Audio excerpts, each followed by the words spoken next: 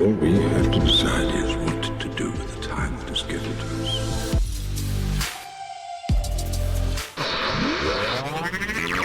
You've reached the internet's home for all things Masonry. Join On the Level podcast as we plumb the depths of our ancient craft and try to unlock the mysteries, dispel the fallacies, and utilize the teachings of Freemasonry to unlock the greatness within each of us. I have you now.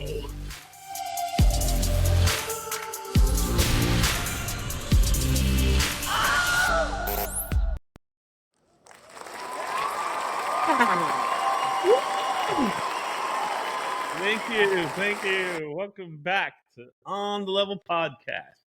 We have a very special episode today because it is the Three Ruffians joining On the Level podcast, our favorite sponsor, because we have so many sponsors. You're our favorite sponsor, the Three Ruffians.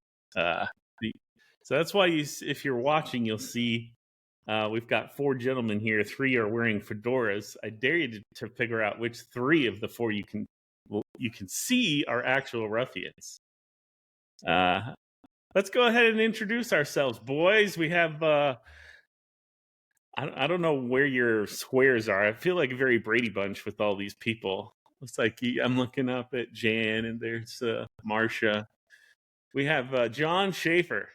John Schaefer of Sarasota Lodge number 147. Welcome to On the Level podcast. Good afternoon. Thanks for having me, Mr. Burns. You've been on before. People who have been listening for a while have heard John pop in. When we traveled to DC, you joined us a couple of times, very briefly, talking Very about briefly, Three Ruffians. yes. Agreed. Very briefly. It's usually the way I like it. We also have another repeat visitor, Brother Sean Cooney of Sarasota Lodge number 147, the junior warden, the sitting junior warden of the lodge. Welcome, Brother Sean Cooney. Hey, what's going on, fellas? How have you been? You know, living the dream. We had you on with Brother Dwayne from the Past Masters Thoughts. Good times. Yeah. That was a really good episode. I had fun with that one. And Dwayne's a good brother. He is really good. I was in a bad mood one day, and we were posting in a Texas Freemason group, and there was some stuff there that wasn't good about Masonry. And he could tell I was down, so he private messaged me and gave me a little motivational pep talk. And I thought, wow, this is a good brother. He didn't have to take his time to do that. And with us out of Washington State, I believe, right. Yep, is Brother Nick Bailey. Welcome to On the Level podcast, Brother Nick. Thank you. Would you like to state your lodge and your position? Yeah, so I am just a brother. I am not a sitting member, but I'm a member of Horace W. Tyler Lodge number 290 in University Place, and I have a plural membership with Stillicum Lodge number 2 in Tacoma. Wow. Mm-hmm. How long have you been a Mason? I was raised in January 13th of this year. A baby Mason. I'm a very baby Mason. Yeah. Nick gets down, though. He's making a lot of moves over there. Oh, don't cry, baby Mason. No, it's okay. It gets better. Nick's one of those guys where you could see him as soon as they walk in, you'd be like, this guy's going to be in the line. You just know it. You know, he's a go-getter. He's always doing everything he can for that lodge and for us, too. He's a good brother also. Oh, yeah, absolutely. Thank you. and he likes rabbit holes too, so this will be perfect for the podcast. Yeah. No, this is a dangerous. He said he has all afternoon. This is going to be a marathon show, guys. We're covering aliens, sex drives, everything is going to go down today. I'm just kidding. We're not going to talk about that. What we are going to talk about is the Three Ruffians. People listening probably have an idea that I'm somewhat involved in the Three Ruffians because it comes up. It's been coming up for like a year on the podcast. And yeah, I am. I'm one of the Three Ruffians. I like to say it to the world. There are three ruffians in the Three Ruffians: Chris Burns, Sean Cooney, and John Schaefer. And here we are. It's good to have you guys in the podcast. So we've been going through some revamps as a Masonic company. Absolutely. In fact, we've actually completely resourced our product. I'd say it's a relaunch, maybe. Yeah. A relaunch? Yeah, not a rebrand, because the brand is the same. It's the same concept. There's already a great Masonic brand out there called Hiram and Solomon. Yep. And if you're a Mason, you've probably heard of them. You've probably tried it. It's a good product. And it's everywhere. Every Mason has a Hiram and Solomon cigar probably in their house. But when we were like, let's do something that we can do fundraisers with. We can give some money back to charities like the Shriners International, and we can have fun together. We were thinking of brand names, and I don't know whose genius idea it was, but we were like, well, let's go the exact opposite of Hiram and Solomon and make it the bad guys. Let's make it the Three Ruffians, and we'll lean into that as a brand instead of the heroes of the story, who are Hiram and Solomon. And it made sense to us because Hiram and Solomon wouldn't be smoking cigars, drinking whiskey. Well, they might, they were both really rich. But the Ruffians, there he goes. He's got his apple juice. At least it's not in a sippy cup yet. Well, not yet. Give me time. The Ruffians kind of embrace that superfluity of life, that they aren't afraid to indulge a little bit. And if you're smoking cigars and you're drinking whiskey, like a lot of Masons I see posting all over the internet, you're okay with superfluities in your life too. Hey, good job.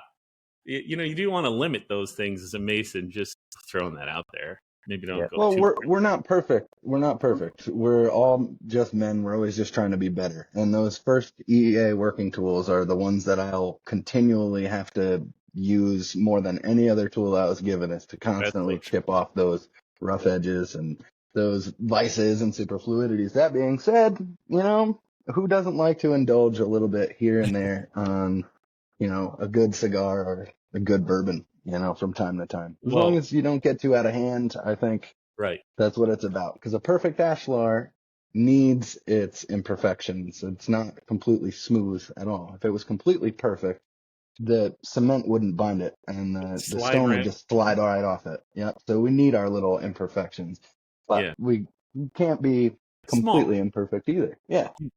Small imperfections. You don't want to see it coming. Like, oh wow, that building is leaning. Like, no, we're talking about tiny imperfections here. And I'm really excited because I'm not a cigar guy myself. I smoke a cigar now and then, but I couldn't tell you a $1,000 cigar from a $5 cigar.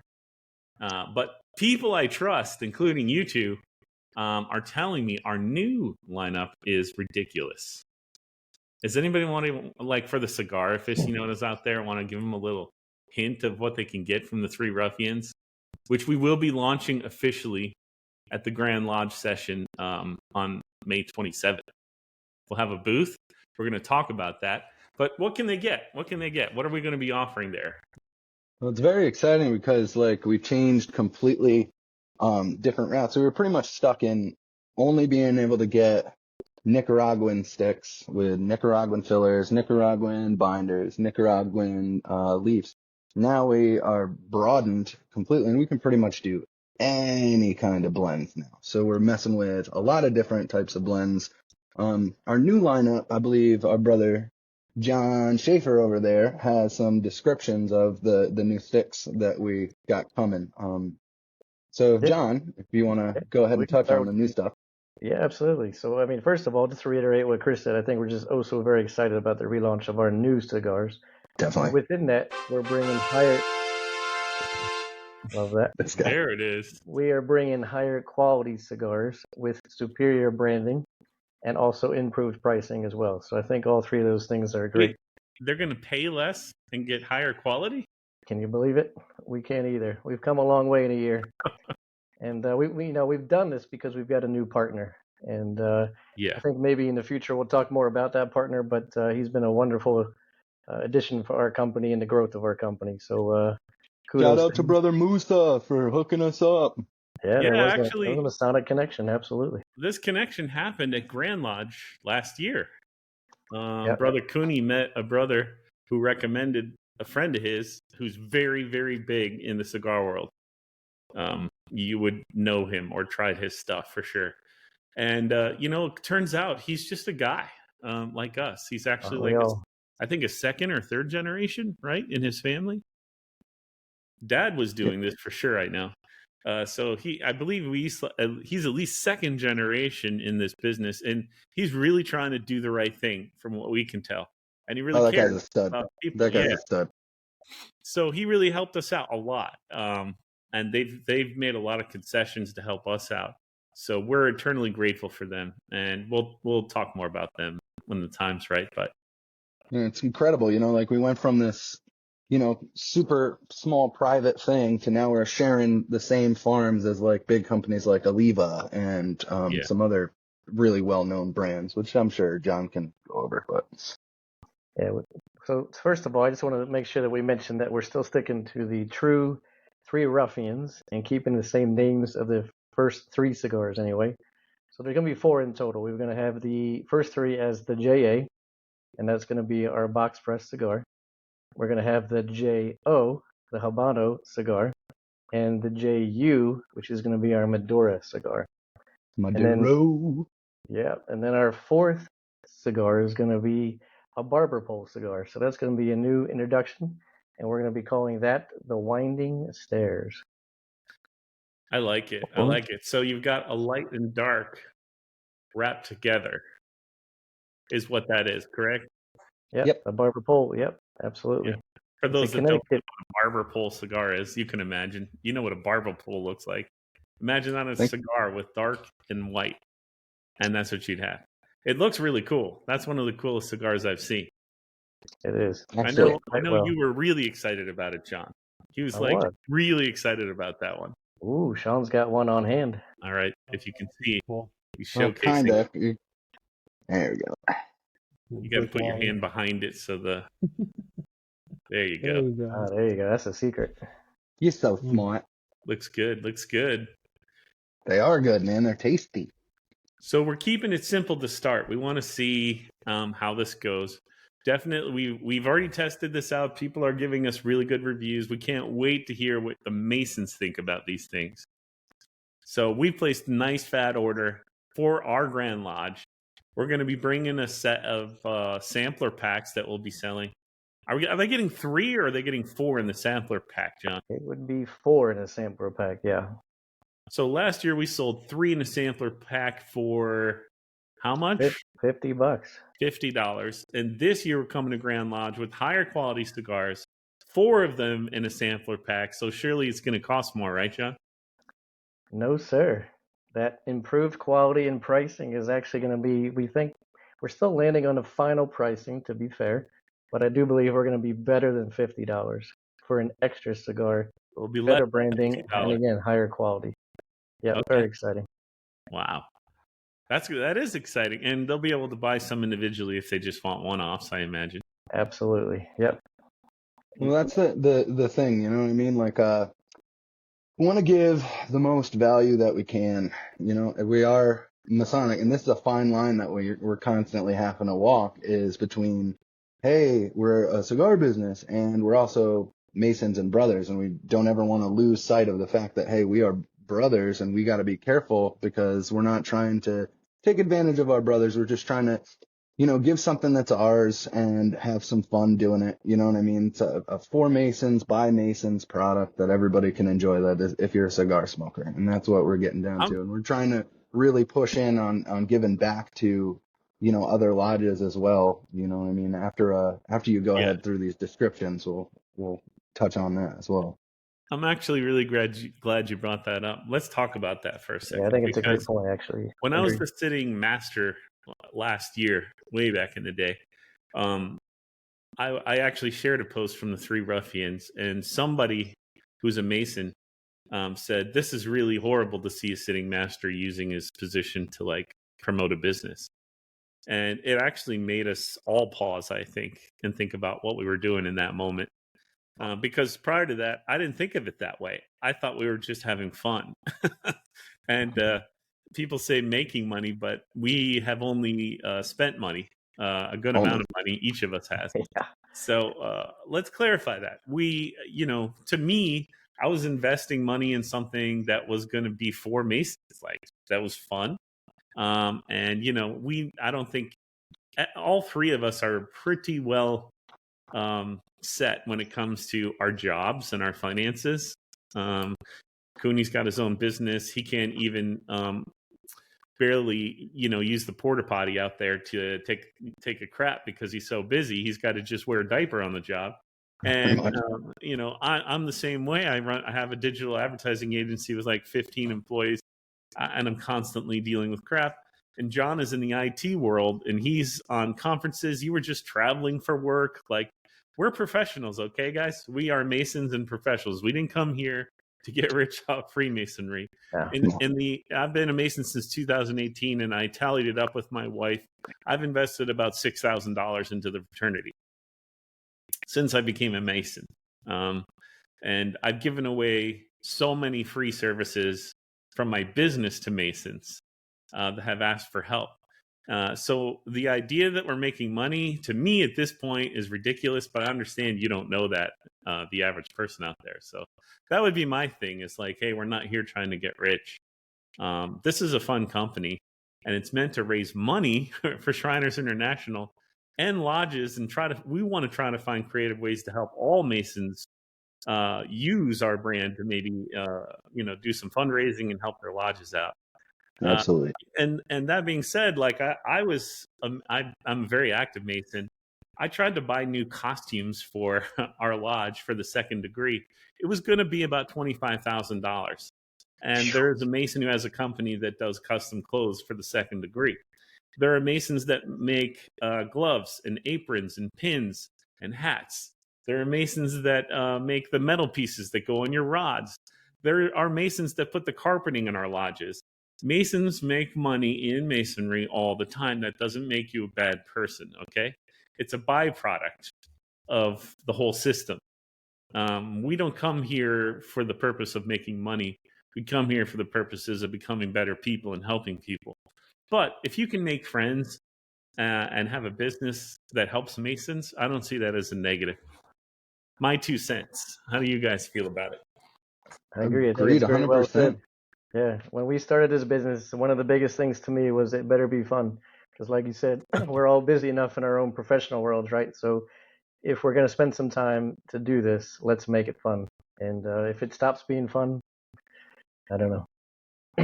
But it won't. We stopped doing it. We agreed on that, you know, at the beginning of the year. We touched on that, you know. So our goal was just to keep bringing the fun. Yeah. And I mean, if we can raise a little bit of money, and if we do make a little bit of money, that's always not a bad thing either. Like, but it is a fine line. It's a fine line that we got to walk. There's no chance that the three of us are retiring because of this company. Let's put that out there. Okay? There's no chance. There's nothing in the world that could happen that's going to make that a reality. And so calm down if you're upset about that, okay? We're not getting rich.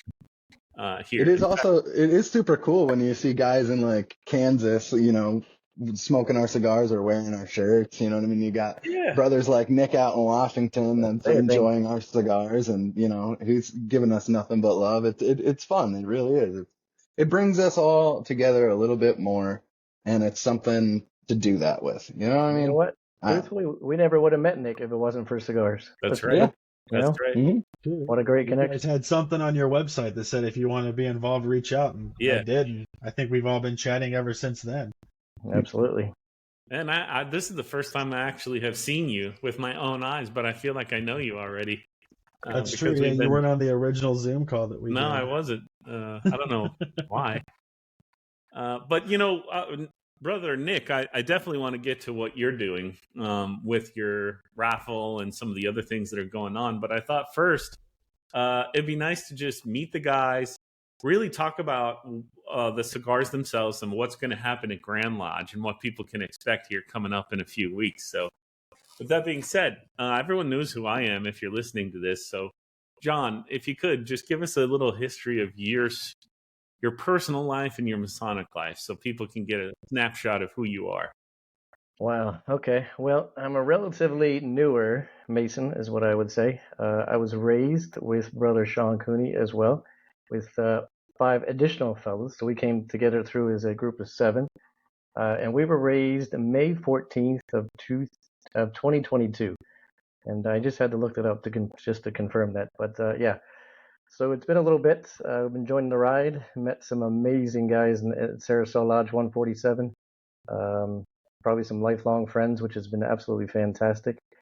That's one of the biggest reasons I actually joined Freemasonry, is so that I could expand my network of brothers. And boy, did it ever do that. So very happy about that. Briefly, I guess my profession that we talked about earlier. So I am a project manager, and I handle projects for our M&A, so our mergers and acquisitions within our company. And what we do is we acquire companies and we'll bring them into our organization. That includes systems, people, and processes and all that good stuff. So that's what keeps me busy during the day. And then I do enjoy certainly smoking a cigar with some bourbon. Well, John has been helping me. Last year, he helped me bring in 20-some Masons into the lodge. Yeah. He really got adept. I kind of passed off in our lodge the Grand Lodge Marketing Reimbursement Program, which is a program that the Grand Lodge of Florida I helped create, and they've been doing it for some years. And it's really helps Masons control the flow of people coming into their lodges, which is a huge challenge for most lodges. But this program makes it really easy and free because the Grand Lodge reimburses you. So John has done such a good job that the incoming Grand Master in Florida has tapped him and asked him to join the team on the state level. John is a committeeman now for that marketing reimbursement program. He'll be serving most worshipful when he's installed Don Coward. So congratulations to you, state chairman. All right. Well, thank you. That's awesome, buddy. I couldn't have done that without you, Chris. Oh, wow. Yeah. I'm sorry. That was the No, wrong. it's accurate. It's making me want to cry, my buddy. There we go. That was the right one. I got to get a little. There we go. You're used to those.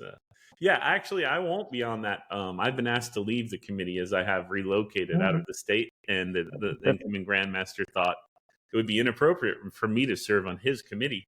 Asked me to leave, so John will be the closest thing to me that you've got in this state. So please, I'm sorry, use guys. him as a resource and reach out to him. Absolutely, because he can help you learn how to bring members into your lodge.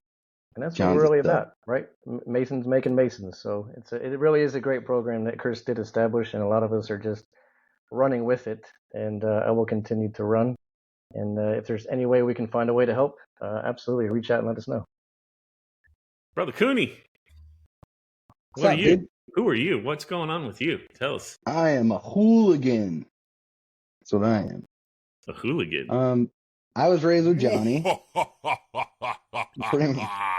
I was raised with Johnny at the same time with all of those same boys, and so I was like, I had one of those wild upbringings. You know what I'm saying? I'm not going to go too in depth about it, but you know what I mean. Always was mixed up with rough and tumble characters my entire life, and I have affinity for being a wild man at times. Masonry brought me in and gave me this lovely, beautiful accountability to where I'm constantly accountable to all of these men, and they hold me accountable and they won't let me. Because if you leave me to my own devices, I make bad decisions. You know what I mean? I've time and time again, and it's so nice to have all of these men that I need to rise up for and make sure that I am on the level and I am on the plumb and I'm doing what I'm supposed to be doing. You know, and so that's my support system, and it's given me so much, like so much. The lodge, the fraternity. I'm sitting junior warden somehow because you guys said that it was a good idea, and I'm doing the best I can. You know, there's just so much in our fraternity between, you know, the district and District 23 in general is really, really, really strong. And we all talk to each other and we're there for each other, and that's what Masonry should be. And I don't know. I'm just a guy, and I try real hard to not suck. And that's pretty much it. What do you do for a living? I work in the contracting business. I build houses, do a lot of custom kitchens and baths and fireplaces, additions, and all of that stuff. And we're just going nonstop. It's ridiculous the amount of building in this state, but it keeps me fed, so can't complain. Awesome, man. And I've seen you grow since you joined the lodge. Obviously, I believe I was there at your initial meeting that you did at the open house, I think. And was with you the whole way through. And I've definitely seen you grow as a man. I think you were already a good person. All of us, that come to the fraternity, they say we're a Mason in our heart before we ever made a Mason in the lodge. And we're drawn together. So we're supposed to be together. It's unavoidable. It's our destiny to be together.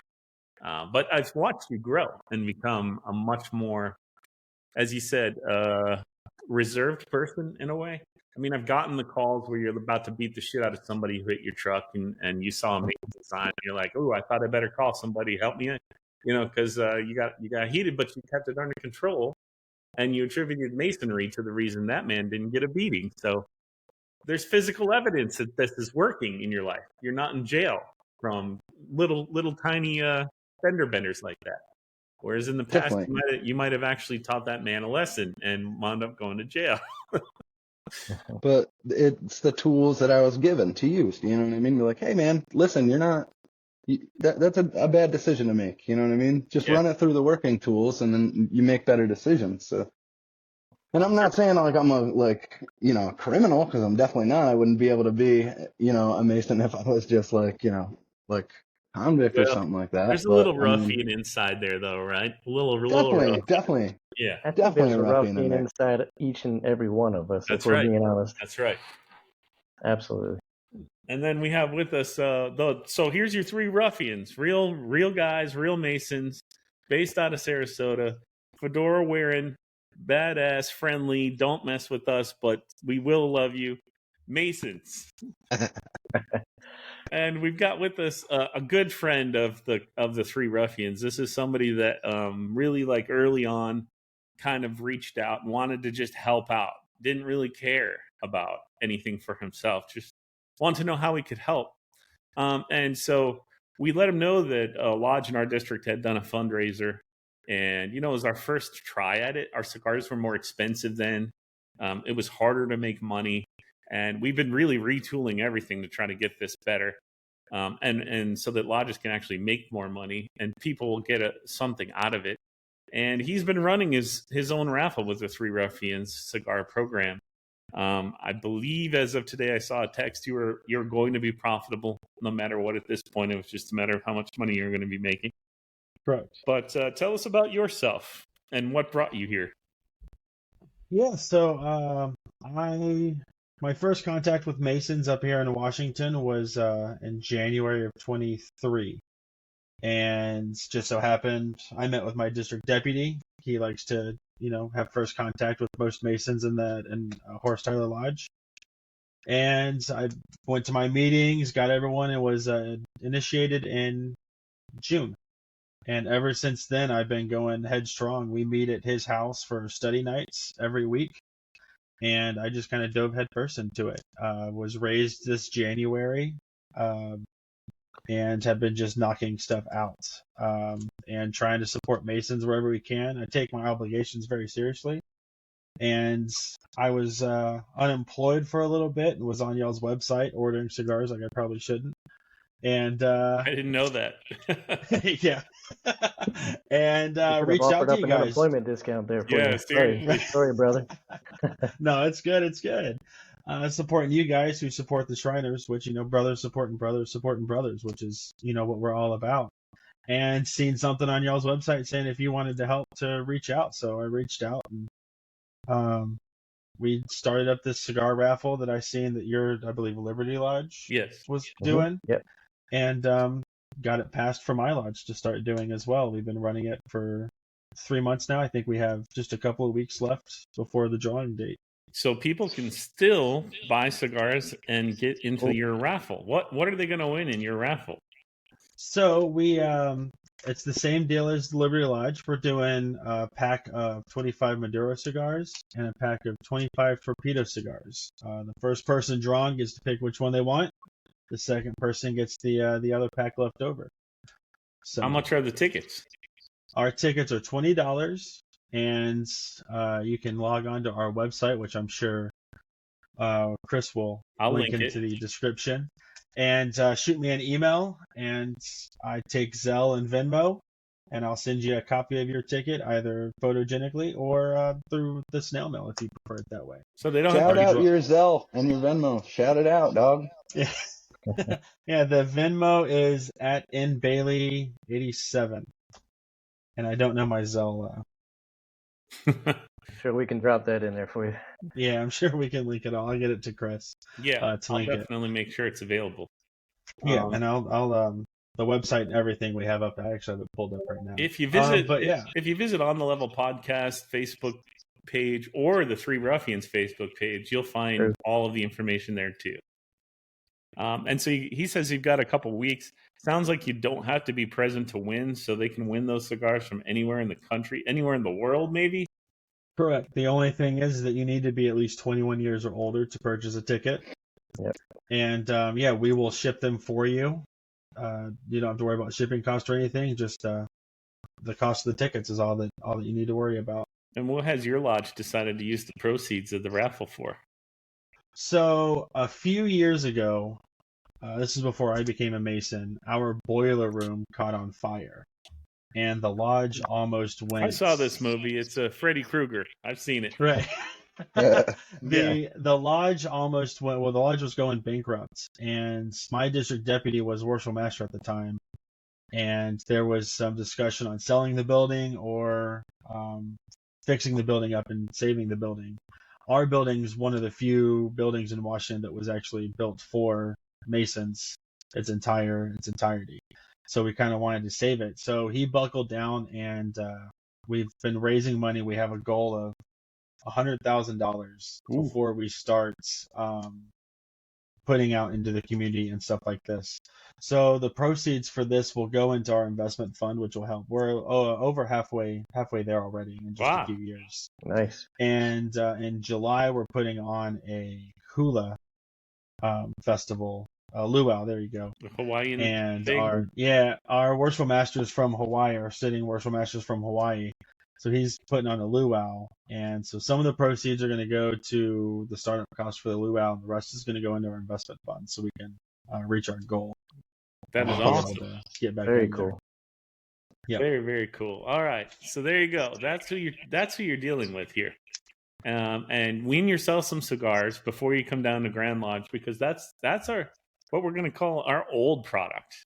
At Grand Lodge, you have an opportunity to get some of our new product. Now the old product is good. Okay, from what I hear, people really love those cigars. It's just for us, they were expensive. It was expensive to get, which is why you were paying more than you probably wanted to. So if it was cold and rainy, if it wasn't cold and rainy here, I'd be sitting outside smoking the box press. It's the last one I got. That's John's favorite too. I think is the that box is my press. favorite. Absolutely. Yep, mine too. Yep. The new ones are all Toros, so we got rid of the box press. They're all the same Toro size, but we have an actual true Connecticut coming with that. Oh boy. Yeah. And wait until you see our new bands on these cigars. Oh, I'm looking forward to that. I've heard. Oh yeah. And I'm looking forward to seeing some stuff. Some higher. I mean, we really leveled it up. I believe there's some foil. It's pressed, right? It's like textured now. Yep. Yeah. It's a legitimate band. Absolutely. Yeah. We know what we're doing now. Legitimate sticks. Like, we can do custom blends now too, so this won't be the end of it either. Every so often we'll have new limited runs for people to look forward to, because we're not shackled to one product anymore. We can recreate things. Now we get to just have fun with it, because I'm a cigar guy. I love me some Dominican Puros, you know what I mean? I'm an Opus X guy, I love anything Arturo, and we can play around with a lot of different blends, it's just fun and exciting. So we're not just shackled anymore. And I think this is going to be a good relaunching, good reintroducing everybody to the old Three Ruffians and show them what we're made of, give you a better bang for your buck. Oh yeah. You're definitely going to get your bang for your buck. Now we told you we're about having fun. Let's talk a little bit about our next big event. Now we are going to be representing at a golf outing in Florida for another lodge. Yeah. I guess you could throw that out there for It's Englewood Lodge, correct? Yeah, so it's Englewood Masonic Lodge number 360, and I believe it's their 4th annual golf tournament that they do. It's on May 18th. And yeah, the Three Ruffians are actually going to be sponsoring one of the holes, and we're donating some cigars and some T-shirts as prizes. And yours truly is actually going to be playing in the tournament. Really? So yeah, alongside 3 other Sarasota Lodge brothers, we've got Marty, Austin, Derek, and myself. Oh wow, it's a stacked team. Well, we'll see about that. So I'm hoping those 3 guys are good, because I know I haven't played probably over 5 years, and I'm gonna have to get the dust off my clubs and see what I can do out there. You need to get to a driving range before now and then. I know that's what I should be doing today, but I think I'm a bit of this podcast. It's all about, as long as you looking good and having fun, that's all that matters, right? Exactly. Oh yeah, I'll have a cigar in one hand, and I'll listen. It's exactly that, just about having the fun. So it'll be a blast. There you go. It's for a good reason. So it's all good. It's a win-win day. Now, I'm coming into Orlando Sunday. I believe that's May 26th, and we will have a booth, a table all day May 27th at the Grand Lodge of Florida, which is being held at the Rosen Plaza Hotel on International Drive in Orlando. So anyone can come to that Grand Lodge session. You don't have to be an officer. Literally any Mason. We have a Mason from our lodge who isn't in the line. He's just a brand new Master Mason. He's come, and he got a suite that he is allowing us to utilize for a secret private Three Ruffians party. Shout out Brother Charles Allen. Yeah, Brother Charles Allen. We aren't going to say where it is or how to get there. If you go to the Three Ruffians website, there will be a pop-up there where you can enter your email, and we will shoot you an email the day before or the day of where that party is going to be, and you can let us know if you want to have a private little get-together with us. We will have alcohol that we will be giving away to anybody that comes to have a drink with us, and we will obviously have some sticks there that we will all be smoking, I'm sure, and we will be giving away, we'll be drawing from the raffle that's going to happen all day on Monday. So this raffle idea, what we're going to do is make it a little fun. We're going to have a booth there. All Three Ruffians will be there, full fedoras. I don't know what we'll be wearing, but there will be clothes. Don't worry. I got a nice cream suit I'm thinking of bringing with like maybe a black T-shirt. We'll see. We're all going to be looking fly. And you will get to pick which Ruffian you want to go head-to-head with in straight-up game of 21. So best 2 out of 3, you will play the Ruffian of your choice. And if you win, you will be entered into a drawing to win a free sampler pack at the secret, super cool after party that night. And if you lose, you will get on your knees and kiss the ring of that Ruffian. You will be humiliated, and you will bow down before your champion and show fealty to him by kissing his ring. So there is a risk here, okay? Don't play if you're not willing to pay the price. But we're looking forward to meeting you guys. Even if you don't have to buy anything from us, you can just play if you want. But you got to be prepared to kiss that ring if you lose, because we're going to be prepared to potentially give you a 4-pack sampler if you win. So in addition to that, you'll be able to buy our sampler packs or the singles, and John will give you an autograph. Probably Sean, if he's still conscious, will be able to give you an autograph. I know he gets started a little early in the day. That's the only thing that I can sign. My handwriting is good only on my signature. That's it. When he starts writing like overhand, you know that it's not good. Yeah, I got your signature right here. Here you go. Yeah, no, it's going to be a blast. We're going to have fun. And there'll probably be some T-shirts and other things there too. There's a ton of new fun stuff. We got coasters. Oh my goodness! Glass. What have you been doing? Tell us what you've been doing with all that stuff. Since I build stuff, you know what I mean? I've been down in the garage building some cigar boxes, and I got a laser engraver now, and we've been playing a lot with that. It's fun, burning our boxes up and burning We got flasks. We got coasters that we'll also be bringing to Grand Lodge. We got a bunch of matches, matchbooks with Three Ruffians. We got a bunch of fun stuff to come check out. And also with our T-shirts and all that kind of merch too. So if you're not into cigars, item has been embedded with actual DNA from Sean Cooney. So you will have the most authentic products on the planet. Yep. And that DNA is full of love. Yes. Yeah. No comment. There's a good joke there, but I'm going to leave that one on the table. Figured I'd throw it out there and see what you do with it. I had a great one for it too. So, I mean, what else? Is there anything else that people can actually get their hands on there? And I know we'll be there Monday. I'm flying out Tuesday afternoon, but I think you guys are probably going to hang Tuesday, right? I mean, we're going to be there for the long haul probably. It's going to be, probably Monday, Tuesday, and we'll see what pitters out come Wednesday, but we're going to be there for sure. Yeah, I do think a lot of the booths, though, they shut down Tuesday afternoon, so I'd imagine it will be about the same. Yeah. Right. Monday is where it's at. So come Monday early. Find us before Grand Lodge session opens. They have like 1 million breaks because, let's face it, the average age is 80 and they can hold their pee for about 10 minutes a pop. So you get plenty of breaks. And guess who's going to be out there every time you come out with smiling faces on? You're Three Ruffians, ready to say hello. I wish y'all's state of communication wasn't, Monday, Tuesday, Wednesday. I'd be willing to go, but it's a holiday. It's a holiday. Yeah, it's Memorial Day too. Memorial Day, so they always do it over Memorial Day.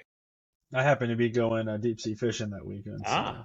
Okay. I'll be taking some of your cigars with me. There you go. Something fishy about that story. I don't know what it is. So that is big news. This is something that we've been dying to get out there again with our new product. We've been a long time trying to retool the back end of this whole operation and make it a little cheaper for everybody, because we felt like we were way too high priced to be something that people could really enjoy. And I think we fixed that finally. So you can enjoy it. You can have fun with it. If you have a lodge out there, we think you're going to be able to make even more money now with these raffles for your lodges. And so we now have 2 case studies. Well, we will have 2 when Nick gives away a car at his raffle or whatever he's giving away in addition to Definitely not a car. Not a car. Just cigars. Just a lot of good smiles and brotherly love and some cigars. That's awesome. So what has been your impression? You're the newest of us. I am the newest Mason. Have you found it to be everything you hoped it would be so far, or is it ups and downs? I would say everything that I hoped it to, everything that I expected. I've been looking into Masonry since 2009. Actually, I've been looking into it and just haven't been able to have been settled somewhere long enough to actually join. And when I moved up here, I decided to just pull the trigger. Let's just go for it. And I met a lot of really good people, a lot of really good friends that I can count on. And going over to our study sessions on Sunday nights, even though it's Sunday nights, I'd leave there just, if I had a bad week, I leave there in a better mood than I arrived in there. But it's been great. I've met nothing but wonderful people, and I look forward to doing all the traveling that I can possibly do to meet even more. So, that's the key to, I think, getting the most out of Masonry is being a traveling man as much as your life will allow you to be. The more you travel, the more people you meet, the more, I think, enjoyable the whole experience at Freemasonry becomes. And I think it was a month or so ago, we had the Grand Masters Convention up here in Seattle. Yeah. And I volunteered to greet brothers at the airport and some of the security detail that they did. And that was so much fun, just meeting different people from all over the continental in North America. It was wonderful. Nice. What was the youngest guy that you saw? I would have to say it would be Right Worshipful Brad Billings out of Texas. Okay, yes. So he's coming on the podcast. We've talked. He's been dealing with some stuff out of Texas, obviously. But he is excited to come and talk about that now that it's kind of behind him. Brad, I believe he's in his 30s. I think so. He looked I mean, like that's what it looked. I mean, yeah, pretty young guy. And now he's a past grandmaster. And Grand Secretary. Grand Secretary now. Yep. Yeah, and he was at the heart of revolutionizing Texas Freemasonry. Basically, there was a bit of a changing of the guard, I guess you could say, at their Grand Lodge session this year in January, where things didn't follow that story. I follow that story pretty well because I'm actually from Texas, so following that story and then being able to just say hi to Brad was awesome. Yeah, he's a good guy, and wherever he goes, like, people seem to follow. So, and he seems to really have good intentions for the fraternity and everything that he does, which is always good to see our leaders doing what's right for the fraternity. Especially, in Texas, they're coming out of a situation where their leadership was in a more negative place. They were doing things for themselves more than for the fraternity. Allegedly. I don't know. I'm not a Texas Mason. I just report stories. But it didn't sound good. It didn't sound good at all. And, I got a letter from our Grand Lodge in Florida that we had just unilaterally removed recognition from a lot of countries at once. And it wasn't a good situation in my mind. I have done a little bit of research, and the things I found aren't great in some cases. But I'm not really prepared to give a whole accounting of that until I know more. But it's everywhere. I mean, in every jurisdiction, you're probably dealing with some level of stuff. The key is, I think, for us as Masons to be educated about what's going on. Don't be ignorant. Like, really pay attention.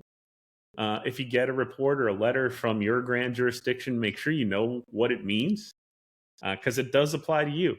I have a district deputy and a past master in our state who are good friends of mine now. I met through the podcast that can no longer visit their home grand jurisdiction in France because our Grand Lodge just decided to unrecognize them. As part of that group. So they had to make a decision. And I imagine it didn't put them in a very good place there for a minute. And I feel really bad for those guys. But, if they didn't pay attention, they might have accidentally done something that could have got them in trouble in their jurisdiction here in Florida. So you really do have to pay attention when you get those letters because it might apply to you. It's not all junk mail, especially if it's coming from the Grandmaster. I don't know that they mail them out. They probably just distribute them electronically. Yeah. I see them on our District 23 group, but I don't know that every district has a group like that where they share things publicly. Do you guys do that up in your neck of the woods? Do you have online groups where everybody congregates to share information? I would say that we use a system called Grandview for our major communications. Is kind of where we're at right now. That's probably similar to what we use called Circumscribe, where we got your Masonic records and paid your dues and stuff like that. Mm-hmm. Yeah. Yep. The Grand Lodge of Florida has switched over to Amity. I'm jealous of you. That's about as far as I can say on that one. I got to speak with the one of the founders of Amity at the Grand Masters Conference. And was that Jason Barnes? I believe so. Yes, the one. Yes, I won't bring that up. Yeah. He's going to be at the Grand Lodge of Florida. He will be at our after party with his lovely lady. And so if you want to meet the owner of Amity, put your email in, come to our super secret, super cool after party, and you might be able to shake hands with Brother Jason Barnes. He's a really great guy. Super easy to talk to as well. Yeah, really smart, really sharp. Mm-hmm. And I interviewed him on the podcast. There's an episode. If you haven't seen it, check it out. He talks about his Masonic history, and it's really interesting. He has connections to Dan Brown and obviously DC. When we went to DC, it was his lodge that was doing their installation, and it was the oddest thing to see somebody going up to people that work at the Capitol building or people that work at these crazy places, and he's negotiating with them because they have our stuff. They have the George Washington gavel on display, and he needs it for his lodge, so he's going to pick it up from them. Like, hey, give me my shit. And they're like, oh, yes, sir, I'll get it right away. And it's pretty impressive to be in that environment, in that place, and see that. And then you go to the actual installation, and there it is. And he's in their installation, and he's all of those brothers are just awesome people. And for us from Florida to get to go up there and share that experience with them, to me, it was really special because their ceremony is different than ours. And in many ways, it was more compelling and more engaging than our ceremony. I don't know how you felt, John, but when you level the lodge at the end and everybody comes literally down together and stands around that altar, I got chills. I felt something there. And I haven't felt that in a lodge in a long time. I would agree. It was a very, very cool experience. And the other thing I noticed outside of what you said is how closely knitted group those officers were. It was incredible. I mean, there was a changing of the guard, right? And tears were shed. I'll put it that way. Yeah. And a lot of it was incredible. Yeah. And a lot of those good brothers out there smoke cigars. So once we found that out, we shipped some cigars up for them to enjoy as well. So we gave them some free cigars on us. Absolutely. Yeah. Good group up there. Solid guys. Really cool thing that I noticed they did that I did at Zach's installation. You probably didn't notice. The worshipful master of the lodge often leaves the east to come down for various reasons. He stuffs the gavel in his apron string, almost like it's a weapon. And he walks with the apron kind of there and does his stuff. Then he comes back and takes the gavel back out and uses it again. So when I left the altar at Zach's installation, I put it in the same position and carried my gavel for the rest of the night on my apron. Because Zach has his own, you know. Most masters have their own gavel. Yours is a special gavel, as I understand it. Is that right? I mean, it's not that special. It's got my name on it. It has my name in the year that I was the master. Actually, it is a well-worn gavel. If you look at it, like, I'm really proud to look at it now because it's beat up and you can see, like, I really use that thing. You had to keep us in order quite a bit. Is that what you're saying? No, all the degrees, all the meetings. It was a lot of times that I was in the East using that gavel. It wasn't just 24 meetings. We did a lot of degrees last year. Yeah. So we do a lot of degrees up here. Do you? My lodge has taken in. I've participated in a lot of degrees since I was initiated. I started doing degrees when I was a fellow craft, and yeah, we've put on at least 10 EA degrees in my short time of being a Mason. So do you have a favorite role that you like to play? Favorite position? I enjoy the junior deacon, but I also enjoy the senior steward. I like being able to play that role in the degrees as well. A lot of floor work. Yeah, a lot of floor work. Yeah, I like the floor work. I haven't actually been in a third degree yet. We have a couple coming up, and I'm hoping that I'll be able to make the third degree so I can at least watch one. Oh, you got to get a role in that third degree. I'd probably get suckered into a role for sure. If I could recommend, ask about the Three Ruffians. Those are 3 pretty good roles to play. I've heard. I played a ruffian in my first one that I've done. It was fantastic. Yeah, it's really cool to be a part of it, though. Have gone through it, and then to be able to watch it, and then to be a part of it. Like, all 3 of those bring something different. And I thought each time I saw it or was a part of it, I saw something different. It was pretty cool. It's one of the most moving degrees, you know what I'm saying? Agree, like you're confronted with this big thing in your life, you know what I mean? And it's a pretty impactful one. So to be able to go through it it's its own experience, but then to be able to bring other guys and to experience that is really an honor. It's pretty cool. Yeah. I thoroughly enjoy doing the apprentice degrees because I get to introduce a brother into their, the fraternity. Yeah. The second degree in middle chamber lecture is just perfect. I love that one. I'm actually going to start learning that degree here in the next couple of months. Start memorizing that lecture. But the third degree is my favorite to go through. The same as ours. I wonder if all of their lectures match our lecture. That's. I would love to find that out and compare notes as well. Pull out the blue book, dude. Well, anytime you want. I happen to know those lectures. I'll recite what Florida's got, and you tell me how different it is from what you've got. I've listened to your your podcast that you did on all the lectures. Yes. And I think they're for the most part very similar, but Okay. I'd have to go back through and read. Yeah, because now I'm in South Carolina, and I called up a lodge and I said, "Hey, I'm thinking of coming to visit." And they're like, "We're doing a fellowcraft degree. We're practicing tonight. Why don't you come?" And I was gonna go, and in my mind, I was like, "Man, I wonder if they'll let me do the lecture." But it's not their state, so I don't know if they would allow it. And I got to be honest, I haven't been able to bring myself to step into a lodge since I left Sarasota Lodge. I don't know. That feels like my home, and I almost, in a way, feel like I'd be cheating on my brothers by walking into a lodge up here. I know that's not the case. I know, but there's a part of me that feels that way, and has kept me from going to lodge up here. So I need to just buckle down and do it one of these days. You will always be part of 147, but you're welcome to go check out other lodges as well. And you should. I'll check it out, but you know me, as soon as I get in there, I'm not going to have. We know what happens. I have to control myself, man. Are you a perpetual member of 147, Chris? No.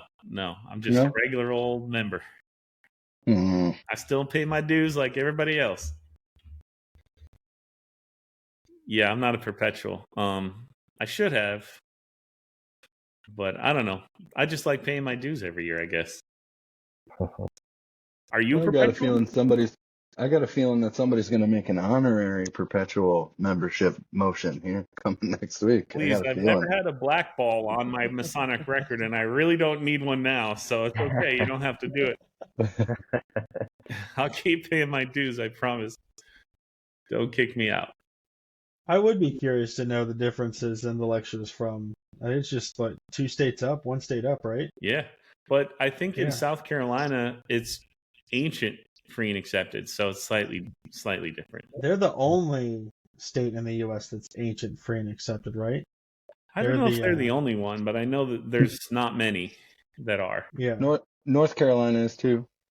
Okay. For the most part. I want to go. Yeah.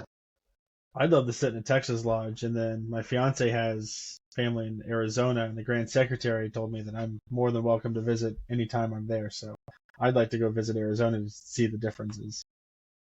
Yeah, that's the key. It's really interesting to see the differences. And usually it's, based on what I've experienced from what we saw in Washington, D.C. versus us, it's the same ceremony. It's like they made slightly different choices in the framing of certain words and phrases, but it's the same, Some words are probably going to be a little different, but it's the same ritual work at the end of the day. In D.C., they added the junior deacon does a lot more interesting things with the door that we don't do in Florida. So I did notice that, but it's the same ritual.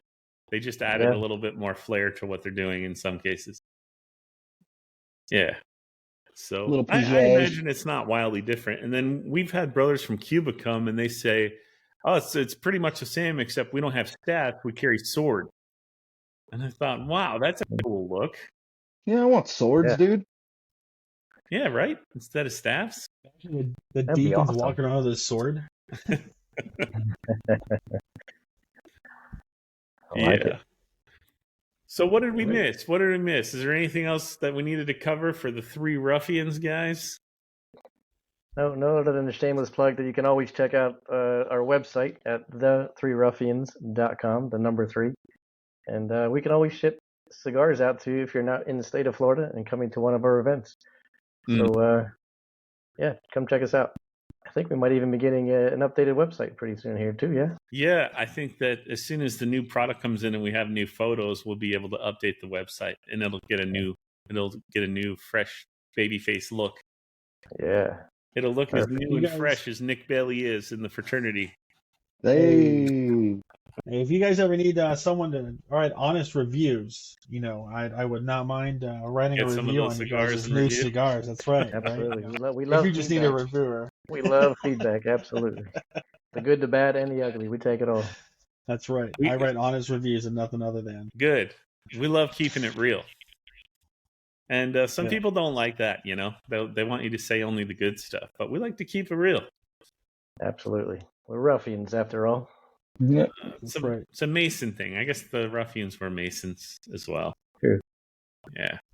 And it's fascinating, we in our do you have a mentoring system where when you go through the degrees, do you get official mentoring from somebody in the lodge? So my home lodge, Horace W. Tyler Lodge, doesn't. It doesn't. It's no. So right there at the at that point in time where you get your mentor assigned to you, it's known that we meet at our district deputy's house on Sundays.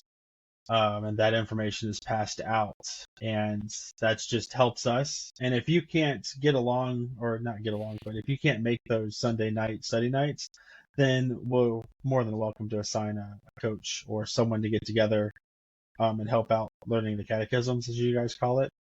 The memorization part. Correct. Yeah, learning that. But for the most part, we meet up. There's about 2 or 3 lodges that meet up at our district deputy's house. He's got a little basement down there, and we just secure place for instruction. We're able to go over the posting lectures and any Masonic questions possible. That's but other lodges do have their coaches assigned to them. Oh, they do. Okay, so you do get mentoring officially in some capacity. Yes. Yeah. In your case, because we have the catechism instructors assigned like basically day one, and that's your catechism instructor, and then mentoring is mandatory as well, but it's not your catechism teacher. It's a separate mentoring system that we have to implement. Yeah, so a lot of lodges up here have their own study nights that they do and invite members of the lodge and other lodges to come do study nights. It just so happens my home lodge, we meet at district deputy's house because he's a member of the lodge, and go over that way. But yeah, it's a really cool system. I moved through the degrees pretty fast because of that, and being able to call up a brother and saying, "Hey, I'll feed you spaghetti if you come spend an hour with me going over my potion lecture." It works out, really well. Yeah. We might have to lean in on Mr. Justin Broom because he's also the current Right Honorable District instructor. So we might have to, and he's going to be our district deputy grand master coming in. So we might have to lean. Hey, Judd, you want to have everybody and their mother at your house next week? And if he's not available, we usually go to one of the lodges. Because we all have access to our personal lodges. So our lodge is always open. And I tell anybody, if you need to get into the lodge to study, because I know sometimes it's better, reciting certain things from certain spots in the lodge, I'm more than welcome to, or more than able to, go to that lodge on a day, and we can just sit there and go study all day long if you want to do it in the lodge. So yeah, if you could do that all day long, you're superhuman. Well, I was unemployed for 3 months, like I had said earlier, and I spent many a day at the lodge trying to learn, opening and closing and the rituals. Yeah. There's something too sitting in the lodge when you do that ritual work, even if you're just by yourself, to visualize what it's going to be really does help when the time comes. And you're actually, that's one thing nobody explained to me fully, was that when you do this stuff, you're taking part in a play, you're acting.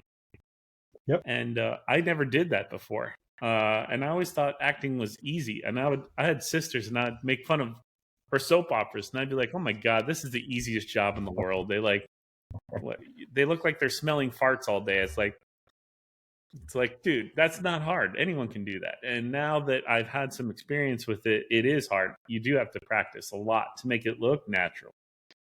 Because if you try to do it in one go and it actually is natural, it's incredibly awkward. And something that I've tried and our study group tries to enforce is word perfect, because the district deputies in our jurisdiction have the plain text. Right. So if we have the plain text available to us, why not try to learn it as word perfect as we can get?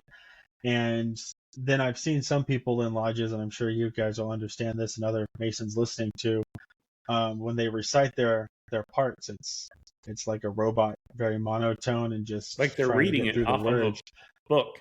Right. Like they're reading it, and we're more like myself and a few other brothers that I hang out with a lot and study a lot with. We try to make it our own. Yeah. That's and the proper way to do it. Make it your own. Right. Just like I've heard some people, the junior wardens part and the opening and closing, they just ramble right through it.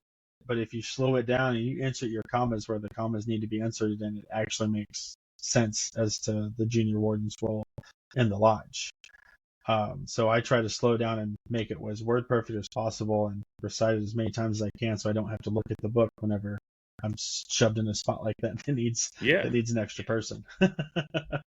Freemasonry churns out good actors. We could all go into acting now. We know how to memorize lines and practice and rehearse and all that stuff. Oh yeah, I've sat in world with such people in it. Could I have some porridge, master? Yeah, I've sat as junior deacon in 3 or 4 lodges for their stated meetings just because they needed someone, and I can junior deacon the heck out of. Yeah, junior deacon is a much harder role than people give it credit for. I always thought it was like one of those easy chairs until I sat in it, and I realized this is quite complicated, actually. Oh yeah, yeah. So there was the last time I sat as a junior deacon, it was the Grand Master's. He was visiting the lodge. And my district deputy just waved me over and said, "Hey, I got a junior deacon for you. He's a really good junior deacon." I'm sitting in the chair and we're opening, and then I go to do my part, and then I'm sitting back down going, "Wait a second, the Grand Master's on the other side of the door. What am I doing now?" And I just stuck with the part and knocked it out of the park. Got a lot of pats on the back on that one. If I'm trying to stay as humble as I possibly can. So.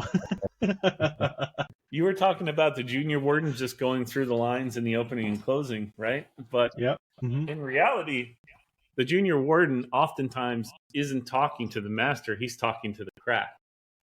Correct. And so I make a point of looking at everybody in the craft when I'm saying those lines, because you're talking to them. That's something that simple can make it more interesting than just standing there saying your lines, looking at your pedestal. Yeah. We have pretty easy for this guy because it's just the beauty and the glory, I was wondering, they say the junior warden represents beauty. I was curious how you got, the lodge. Look at his hair. Goldilocks over here. Oh, that's what it is. Those luscious locks, huh? Oh yeah. He has his little pony going, and he flops it around sometimes, and yeah. Probably going to stay in that chair until he turns gray. I am turning gray. How's your year? This probably from that chair. I mean, you've been in other chairs now where you were appointed. This is your first time being in an elected position. Is it different? And if so, oh yeah, way different. There's a lot more that comes with it, and it's because like a full representative of Sarasota 147, and everything I do, everything I say, I'm representing 350 guys. Mm-hmm. So, I mean, there's weight that comes with that. And I'm in charge of all conduct when lodge is not in session, right? Like when we're in refreshment. So that means there's quite a bit that comes with it, and it's not to be taken lightly. You got to be able to snap in. So I'm a goof. I love goofing around. I'm, cracking jokes, but when we got to snap in the military bearing, hoo-yah, we get it done. Have you? Curious, is y'all's junior wardens responsible for the dinners before lodge and refreshments? Uh-huh. Yep. Okay. Yeah, and he has the help of his stewards, obviously, to help him with that preparation. And I got the best stewards. He does have the best stewards. Mario and Big Daddy Wade. You can't go wrong. Oh my God, man! I am so jealous, man. I wish I could be you right now and have those guys as my stewards. Yeah, they are rock solid, man. I can do it all again if I can have those guys. And they're both really involved too right now. Like we're really trying to build out the retention committee, and Mario is heading that right now. And Big Daddy Wade, you know how smart that guy is with his he'll just drop these gems of knowledge on you, and that'll change your entire life with 3 sentences. It's like, wait, stop doing that. I wasn't ready for an epiphany, and he just, but those guys are just so solid, man. So we are lucky over at 140. The guy he's talking about, Wade Botkins, is a psychologist or psychiatrist. I can't tell the difference. Let's just say on that. He owns his own practice. So it's he can be intimidating in a sense because you can tell that he's really listening when you're talking, and to me that means he's like picking up all the things that most people aren't, you know? Always. And I get a Always. little like scared, like, oh God, what does he say or think about me? Oh geez, maybe I won't talk to him. Because I don't want him to know all the stuff about me. But he already knows. He already knows. I gotta say, when there were times when I was the worshipful master and with work and everything else, I got really stressed out. And Wade actually went out to lunch with me and gave me a little help. So I'll always be forever grateful to Wade, because he's like the most even keeled man you'll ever meet in your life, right? He's never going to be ups and downs. He's always just solid ass Wade. Yep. He knows stuff we don't know, dude. He does. He knows stuff we don't know. He just does. And he's like super quiet for the most part. Like, but I mean, he'll crack jokes, you know what I mean? But sometimes he'll just open his mouth and he'll change your entire thought process with a couple of words. Yep. Yeah. Yeah, I'm really looking forward to seeing his Masonic career, because I think it's going to be quite interesting. Those guys are both destined for the East for sure. They're strong leaders. We need good, strong leading men. His other steward is Mario Patrick Charles. This is a brother who deals with kids that are in trouble and can't go to adult prison. He deals with them in whatever place they send them to that's not adult prison. So it's a special school that for troubled kids that go through a lot. They got hard upbringings. They're a little rough around the edges, and it's one step before they do get themselves in legal trouble usually. And he's dealing with all this troubled youth, and he's on the ground every single day, and he's like the disciplinarian. He's dealing with the wild stuff. He's, and these kids, they all lean in and trust him because he's 100% genuine. Yep. And that's hard to find these days. You know what I mean? He'll connect right with these kids and look them dead in the eye and be like, yo, you're screwing up. Don't be a jerk. Yeah. You know what I mean? He'd be like, oh, you don't think I know what this is? You're being an asshole right now. He's also a Brooklyn guy, so they also know don't mess with this guy, because he will New York. He will put you down pretty quick if he has to. But sometimes he has to. You find something that you can connect with in people. And for me, with Mario, he was coming up. I think he might have been made a master last year while I was sitting in the East. Yeah. And he was so paranoid about doing his catechism perfectly that I watched him doing instruction with 3 different people. I think he was connecting with anyone that would spend time with him, because he just wanted to work so hard at it. He was doing it alone without his group. And to the point where I started personally helping him on top of everybody else. And that bled into him doing degree work. He approached it the same way. So these are people that care so much about the fraternity that they're investing that much of their personal life to get it word perfect, like you said, because anyone can do it pretty good, with a little bit of effort. But to get it word perfect, that's another level of practice and effort. And that's Mario 100% too. Like, he'll get upset with himself and miss a word. You know what I mean? Like, he'll literally, he's like, no, I need to do this by the book, dude. And he's doing so much too. He's catechism teaching. You know what I mean? He's got himself a catechism class. He's going to all of the funerals and stuff like that, which, I mean, that's a totally moving experience for me personally. Like, we've done a lot of funerals together. We have. I know you feel exactly the way I do.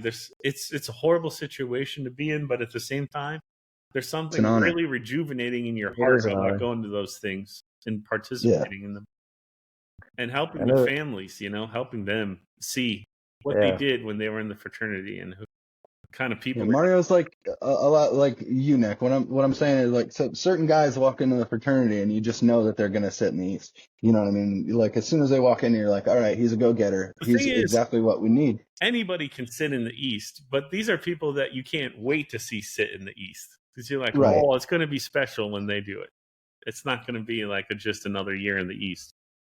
Because there's so many people that just want to do stuff, but nobody actually, there's so many wanters and not so many doers. There's a very few amount of people that actually get involved, invest their time and energy, and make a difference to changing stuff or making stuff better.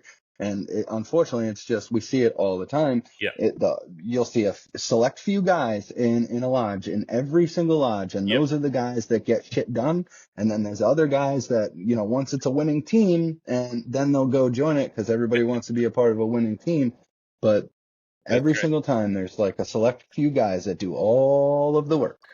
So And Mario also came through the Chris Burns and the Ramon Hernandez school of overacting. So when you see him do work, he's going to do it with a flourish. Don't touch my door. Yeah. Waiting for that to come up. Yeah. So, do you know about Mario when he started to come to lodge? I think it was his son that was a Mason before he was. Yeah. So he came to our lodge just to find out what this was all about.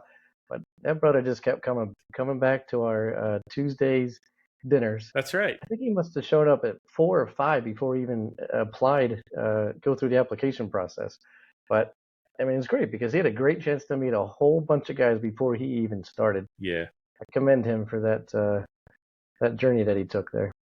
Remember at poker nights, we leaned right at him and told him, "Hey, listen, bro, you're going to be a pillar in this lodge. You don't even realize it. Look Absolutely. at wow. Talk about fun.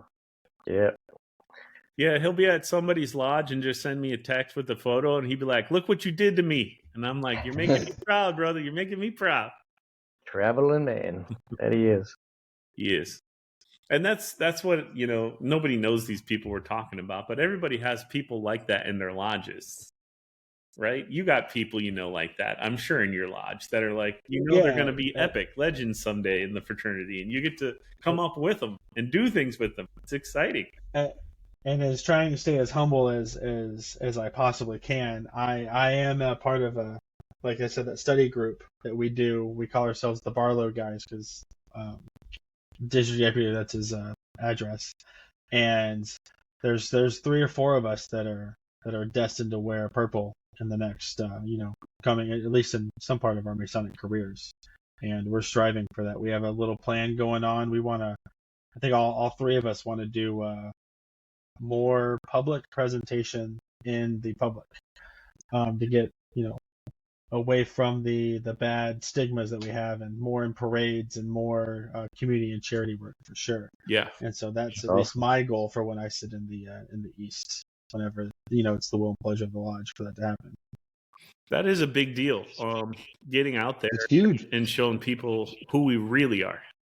Not what it's you read huge about on the internet, but like here we are right here in person, and you get to see who we are. You can't fake the stuff we're doing. Like we were putting on movie nights every weekend, outdoor movie nights, where we had an inflatable huge theater and we were giving away free popcorn and stuff. And those kids, we talked about this, they're going to remember. I don't know anything about the Masons, but I can tell you this: when I was a kid, I had so much fun, and they had snow cones, and it was the best time. And those memories you're making for those kids will hopefully in the future help change this negative sentiment that's out there. If we can do it enough, if we can get enough people out there just not acting, but actually showing them who we are in reality. Agreed. That's right. Like the last the Easter thing that we just did, you know what I'm saying? We're planning on nobody, and we ended up having people show up. Our parking lot was full before we even opened the event. I mean, we had a revolving door of children and families coming through that. So, I mean, it was absolute insanity. And a couple of things that really stuck with me, this one lady, she comes in, she's like, "Oh, I didn't realize that it was like, you guys are Freemasons. Like, you guys aren't like Illuminati or Satanists or anything." It's like, she literally said those words. She's like, "You guys are all just like good guys, huh?" I mean, that's what we're doing. You know what I mean? And it's so important to get out in front of the community. Yeah. And show them, hey, listen, we only have our secrets for the reason, in my opinion, is to it's important to have that skill to keep a secret.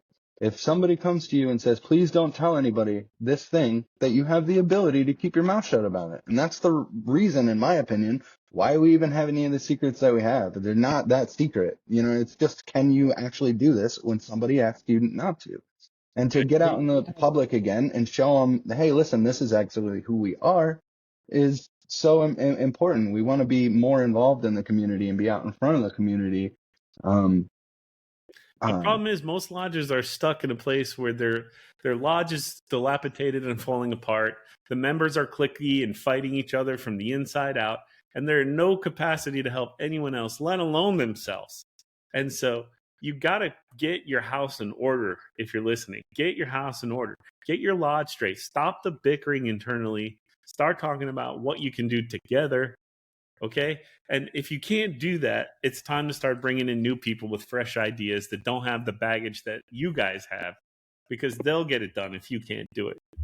But the That's key why I'm is, so grateful for our district. Our district is one of the tightest ones in our state. It really Very, is. I very mean, solid. I know other districts that can't even put a Master Mason degree together. You know, like they're just struggling to even do that. And yeah, District 23, between our leadership that we have, our current leadership and our incoming leadership, we're just a strong district. We all visit each other. We're all involved in each other. And that's so important to being one. Because like when we go to Grand Lodge, we're not Sarasota Lodge 147. You know what I'm saying? We're District 23. And you're sitting there, that is our lodge. Our district is our lodge. And if everybody thought like more collectively, instead of this is me, this is me, this is me, instead of us as a collective fraternity, we could really make a lot of differences, you know. I don't want to spill too much beans, but I've been talking to the incoming district deputy grandmaster, and I'm also really close with someone in the Rotary that for their charity division, and we're really looking at doing a group event, and they're looking at pretty much hosting and letting us join them and putting Freemasonry out in the public again for one of their massive events. And I think that if we start leaning and working together with other like-minded people, we'll be better off. And I think it could be potentially really good. So in the future, you know, after Grand Lodge, District 23, please reach out to me if you're watching this, you know what I mean? And I'll let you guys in on that, and we'll set something up with that lady so she can speak to maybe at one of these Master Mason associations that are coming up. nice. Perfect. That's awesome. Well, I appreciate you, brothers, for coming on. It was nice to get to know everybody a little better. Nice to meet you finally, virtually, brother Nick. I've been listening to your podcast since I think the beginning. That means you were listening before you were even a Master Mason. That is correct. I did skip over all of the you skipped it. episodes. I skipped over all the man. episodes that involved lectures or anything with degrees until I remember driving to work. And after I became an intern apprentice, I was like, they have the podcast over the intern apprentice degree and lecture. And I listened to all of those, and I wouldn't listen to those until I absolutely got that degree. I didn't want to spoil it. That's good. So, That's good. Everyone should do that, because it's not just the podcast. You can go Google this stuff, and I think a lot of people do Google this stuff. And you're really robbing yourself of a big part of the experience, which is the not knowing what's happening while it's happening. That's a really important part of the experience. So don't spoil it for yourself. Don't go out and check the internet and read things and look at YouTube things. Like, really let the lodge do their job with you. I think you did. You are robbing yourself. 100%. You're stealing from yourself. Couldn't agree more. Things do vary from jurisdiction to jurisdiction, you know. So that's true too. You might not even be getting the right information. Yeah. As Brother Sean was saying, I had a brother stand up in lodge last meeting, and he's been a Mason for 64 years. And and instead of saying, you know, that we're a secret organization, secret society, we don't really have secrets. We just have stuff that's private to us for certain reasons. Mm-hmm. And if people in the community can start looking at it as more, it's just private. It's just not meant for everybody's knowledge. And everybody has. I think we can get everybody away with does. We all have. Everybody has stuff that's private, for sure. I tell that story a lot because my wife's father is very Russian Orthodox conservative, and he hates Masonry. Mm-hmm. And the only thing he can point to is the secrets. And I said, "Oh, you don't have secrets?" And he said, "Yeah, I have secrets." I'm like, "Do you want everyone to know them?" He's like, "No." I'm like, "Does that make you bad?" No, but it's different. It's different. They make you keep the secrets. I'm not telling you and making you keep the secret. I'm like, oh man, you can't win with some people. Yeah, I my fiance's mother is very curious about Masonry, and I can only tell her so much. And so I let her know one of my lodges is actually raising money. They used to do a program, Bikes for Books. What was it? But it's called Bikes for Books. Bikes for Books. Okay. Bikes for Books. And now we're kind of working with the public library, who's getting into the individual school districts. And they have a reading program. And I think we're going to donate a couple of Nintendo Switches to the top readers. Nice. That sign up for the program. And we're doing stuff like that versus, super secret, organizations. We're Right. paying bills, and then you're also trying to help the community. Read more books, you get a Nintendo Switch. That's awesome. And stuff like that. So I'd love to bring more awareness to that, and then youth groups as well. I think the community needs to know that these things exist. Yeah, you have a perspective. I think we need more secrets. If I'm being honest, we don't have enough. We need more. Like the recipe to the spaghetti and green beans. Yeah, something like that. Yeah. Well, one of actually Brother Cooney's friends, Matt Stone, sent me a text, and he's very, very religious, and I think he's catching a lot of flack from his religious community for being a Mason. I don't know. Maybe not a lot of flack, but I'm sure there's questions about it. And, he sent me a picture and he was like, I can't explain this. It's like, I can explain a lot, but I can't explain this. And he was looking for some help. And it was really fun for me because I got to go down like my detective hat, like Batman rabbit hole, right? Because I got tricks. Like I know how to put the image in Google Image and it'll show you where the picture is on the internet and, who's sharing it and stuff. And turns out it's a legitimate picture. And if you look at it, I showed it to my wife. She's like, that is horrible. It does look horrible. It looks bad, okay? But if you look at almost anyone's private rituals, including the Catholics and Christians and Hindus and Muslims, your ceremonies look scary too from the outside looking in. If you don't know the context, it can look pretty creepy. And this one looked creepy. It was a man, he was like, escorting a little boy who had a veil on his head, and there are Masons standing all around, and it looks like he's marrying this little kid, right? It looks nefarious, but when you find the underlying meanings behind things, then you find it's virtuous, actually. Yeah. Apparently, there's some jurisdictions that have a lodge of adoption, and if your father passes, the lodge will symbolically adopt you into the fraternity and take care of you, and takes the responsibility of keeping your virtue both physically and spiritually, like your father would have wanted. And they get a certificate that they are a friend of the lodge. And when they become a Mason, they don't have to be tried or investigated. And so, they put white gloves on the kid and they have like a white veil. And the white is to symbolize their purity, right? And the protecting of the purity. And so when he gives the obligation, the veil comes off because he doesn't need it anymore because he's under the protection of the lodge now. So symbolically, it's this beautiful thing that's really loving and supporting of families and children.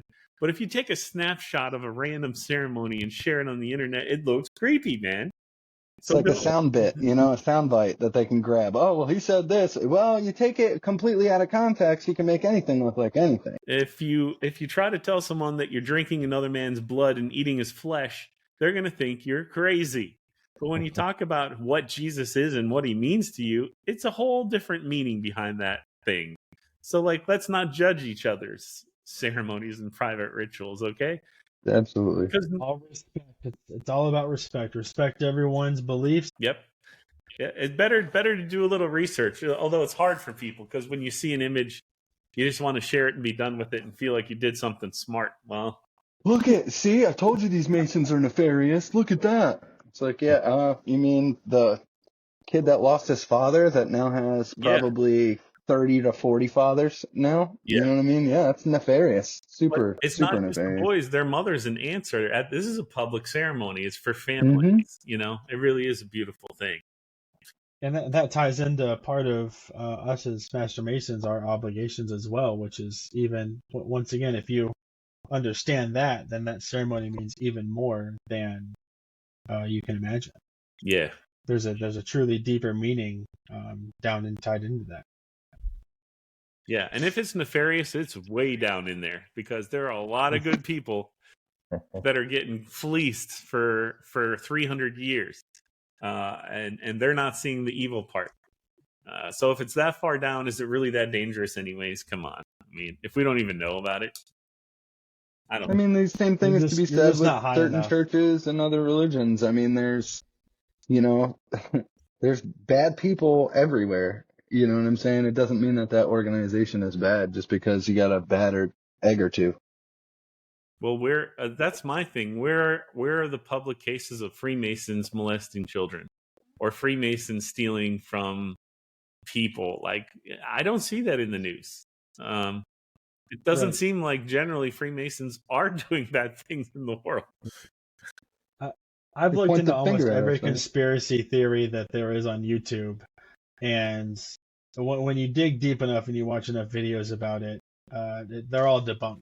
Yeah, there might be like one. Yeah, that's a little questionable, but other than Morgan that, affair in our research, the Morgan affair is the one that could potentially have legs. Maybe something weird went down. But you're right. But that was a handful of brothers. That wasn't the organization at its. If allegedly it happened, right? So, yeah, because even that side has like two compelling stories. Like, I could see that totally happening based on one set of facts, and then there are another set of facts that make you go, "Oh, this is a bunch of BS." And exactly. There. So, I mean, if you dig deep down into it and watch all the videos, you'll like the the Denver airport one is honestly one of my favorite ones. Yes, my sister's brothers hit me with that one. That the lizard people and the Masons are like have a home base under the airport there, and there's a video on YouTube that completely debunks it. This guy walks through and says, "Well, this is what I've heard," and then at the end of the episode, the lady's like, "Yeah, this is the explanation for absolutely everything that's going on." We laid a cornerstone or something. So there's a Masonic plaque at the airport, and so they're like, "Oh, the Masons, they have secret facilities under the airport." Yeah, it says New World. I think it says New World Order on there, and then the Masons are there, but it's something different. The Denver airport tried to be super awesome and there's do pictures, underground tunnels. There's like pictures, and they're like, "Ooh, look at the picture. There's like a lizard person." Yeah, and there's underground tunnels, and that was just supposed to be to help with the baggage claim, but it became too wet and drippy and stuff, and they had to abandon it. And it's just hilarious watching all those. But yeah, that if you dig deep enough, you'll ultimately find out that it's all just conspiracy theories, and nothing is valid. There's no point to it. The biggest one for me is the Illuminati thing. But that is founded in kind of fact that, we were infiltrated and they used and trying to recruit through Masons and Masonry and steal some of our ritual for their own personal thing, which is not Masonic in our nature anyway, But you know how many organizations had the same story? The Ku Klux Klan, every fraternity in every college in the world. There's like so many people and organizations that have snatched from Freemasons. Skull and Bones Society, Skull and Bones, is one of the most secret societies there is known to mankind. And we're not that secret, nefarious thing. We have secrets for a reason. We have private information for a reason, and that's it. We're not, lizard people. No. But what I love, and through On the Level, which has been unveiled, there's really only a certain amount of stuff we can't talk about. You know what I mean? The amount of stuff we can talk about, and so our few secrets that we have are just in code, and that's it. I can answer 90% of everyone's questions. Right. Yeah, exactly. Yeah. 90% of anyone's questions I can answer. I just had a conversation with my future mother-in-law, and I was able to answer all of her questions. Yeah. Because they're never going to ask about the things that are secret to us, which are, honestly, our secrets primarily are modes of recognition. So we can identify which degree you're in, right? Those are secrets for sure. Yeah. Mm-hmm. Our rituals? Our rituals aren't even fully secret. A lot of our rituals in Florida are not secret. We're allowed to talk about a lot of it. You guys are allowed to talk about a lot more than what we're allowed to talk about. I can tell you that much. We don't specifically talk about the obligations. Other than that, the ceremonies are pretty open. Yeah, our modes of recognition are super secret up here. Our obligations are secret, and the rituals are secret. There's parts of the lectures that everybody can read that's in plain text. But other than that, we don't have that many secrets up here in Washington as well. I mean, I'm looking through the second degree lecture right now, and I would say 90% of it's in plain text. Yeah. It's just different words, but it's actually the same content. It's the exact same content. I guarantee you guys go through Tuscan Doric, Ionic, Corinthian, Iconic, composite. Corinthian, composite. Exactly. Yep, it's all the same. Most of it is open, actually. Now that I look at it, it's about 90% of it's open. Yeah, and I like to consider myself a proud Mason. I don't have a jacket that I wear around, but I wear my ring everywhere that I go.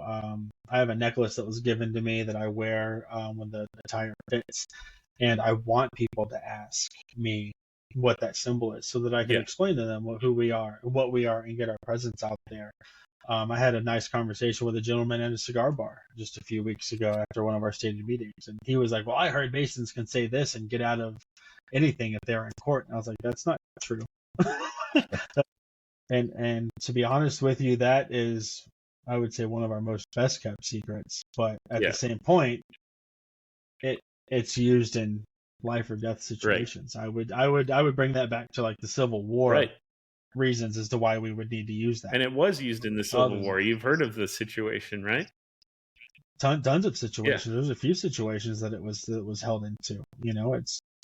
I would say if I would. Brothers from the North and the South were fighting each other, and a soldier from the North saw the soldier from the South giving the Masonic sign of distress and came to his aid. Yeah, I would say the elevator speech to people is, you know, we're a fraternity. We're the oldest fraternity. We look out for each other. I don't know if you guys have a closing charge you give. It's not required, but it is an optional thing that we sometimes do. Yes. We've been doing it this year. Yeah. So in part of that and that charge, it says these generous principles extend further. For every human being has a claim onto your kind offices. So we're not just about helping out people in the fraternity. We're about just taking good men, teaching them how to be better men, and how to project that greatness onto other people. Think about in the entire. That's how you build society and strengthen society. You teach men how to do good, and then you send them out in the world to do good, and then other people see that it can be done. You don't have to be a shiesty backstabber. Oh wow, I can get by being an upstanding guy that people respect, and it's like a light in the dark. They will they're attracted to that because they want to do good. They want to be better. They just don't see it in their world. Nobody's doing that. Everybody's stabbing each other in the back. They're all talking crap about each other. So if you're the one in the light wearing a Masonic ring, even without the ring, to be honest with you, they're still going to come to you and be attracted to try to find out what's up with you. But the fact that you're wearing the ring is how you honor the fraternity. Yep. And we had a guy come in and started visiting the lodge. He's looking to join the fraternity. And, you know, one of the questions I always ask is, what are you trying to get from this? And he said that he had a friend who was doing pretty bad, going down the wrong road, joined the fraternity and seen him turn himself completely around. And he's like, well, Freemasonry can do this to my friend. Then what could it do for me? You know, and that's what we're all about. We're taking good men, we're making them better, we're teaching them moral lessons, and making them better men to take out and spread throughout the world. Not just people of the fraternity.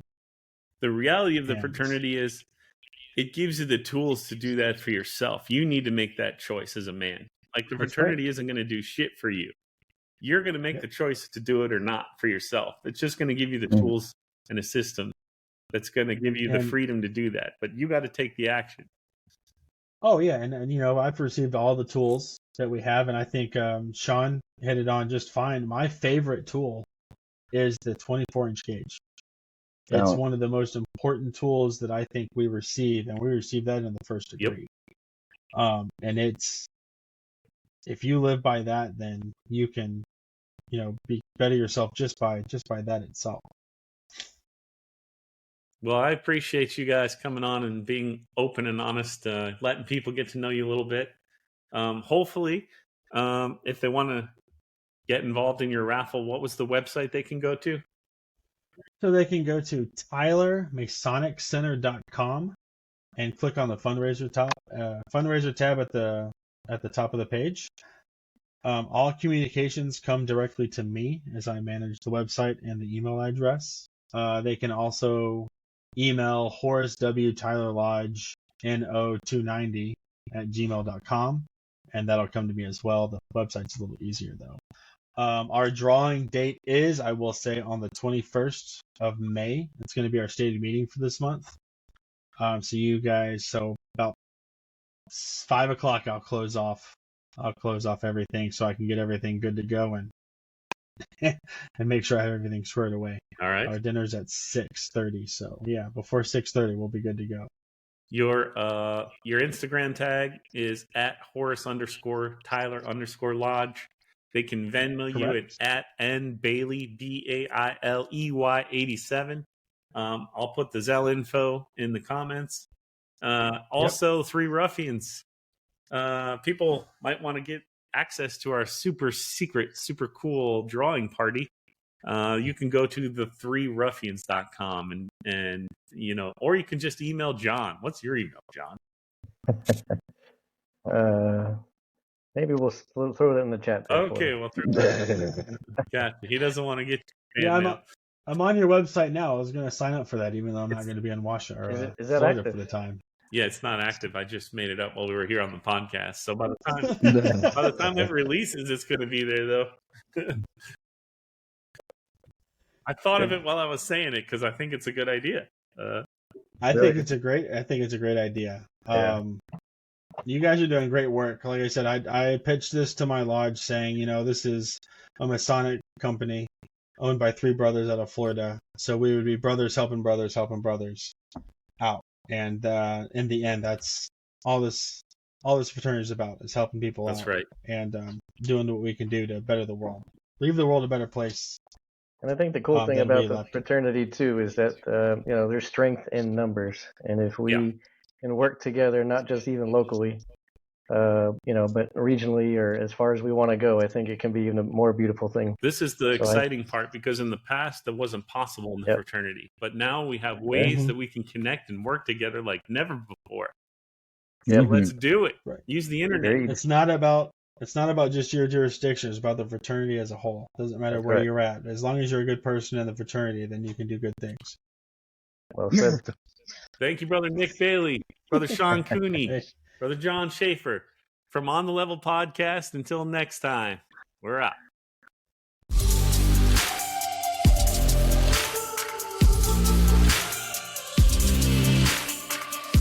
That's your horde.